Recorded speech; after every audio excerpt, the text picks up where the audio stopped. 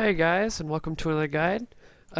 Today we're going over the Kormok kill heroic in the Hellfire Citadel, and I like this fight a lot because there's three different puddles. There's purple, orange, and green, and each of the puddles has a different mechanic to go with it, and it's all around an extremely good fight by Blizzard because you've got to know when to prop your cooldowns. There's dragging hands which fly you all over the place.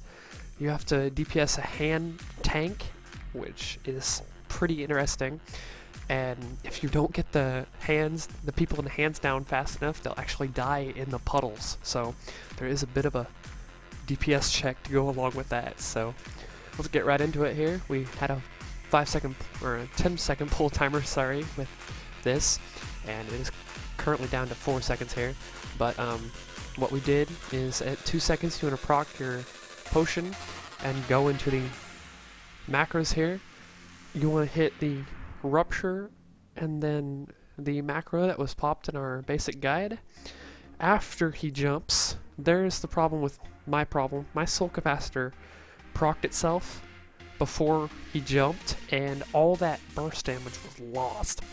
So my usual opener, just all the damage just disappeared. But I turned it around when the hands came up, instantly got mine down here, and came back out to help other people. After we start running around, you want to go instantly to the tank hand and help them get that tank hand down, because they will have an explosive shatter. And we had pound, explosive shatter, a couple of other things happen at the exact same time. So it was, the damage going out is pretty hefty, but if you have combat readiness and Cloak of Shadows, you can reduce the damage of that a little bit. And I popped a smoke bomb underneath the boss to help with the dragging hands as well in the middle of the fight. Coming around here, you want to save dispatch procs after you hit Envenom, because after you hit Envenom, the Trinket is a 51% increase on the dispatch and the mutilate. Sorry, with the multi-target here, you want to have a rupture up on Kormok, and every other mob in the fight. So every dragging hand you can put it on, everything you can put it on. I can't stress that enough. And the Crimson Tempest also goes out with dragging hands when they stack. Here within the Trinket, we went ahead and popped the ring as well.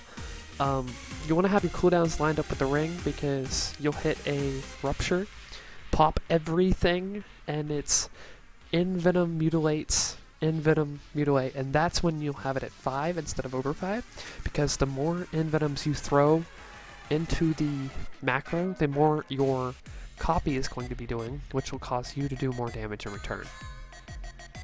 Now, he went ahead and jumped in the purple puddle here. That purple puddle does what's known as a fell outpouring, and the fell outpouring has puddles coming out from every side. When Kormok gets down to 35%, your rotations are dispatch, envenom, and ruptures at 3 seconds. The reason you want to have rupture at 3 seconds is rupture is no longer a damage, like it damages, but it's no longer a higher priority than your envenoms. Envenoms will hit like a truck with more mastery that you have, and the more mastery just equals a lot of damage. And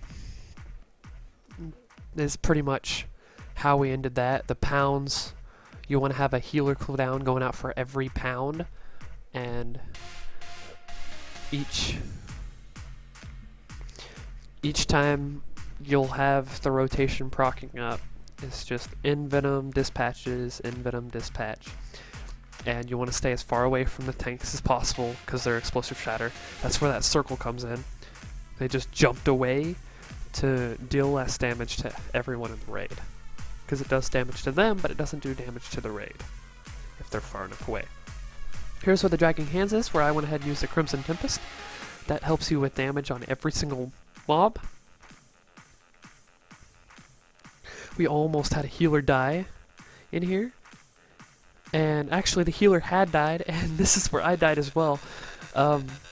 That's how much damage that puddle can do. You can go from 100 to dead in just a couple of seconds, and your healers cannot coordinate that fast enough.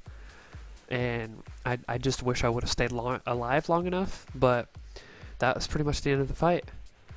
Thank you for watching. Please like, comment, subscribe. Have some fun, guys.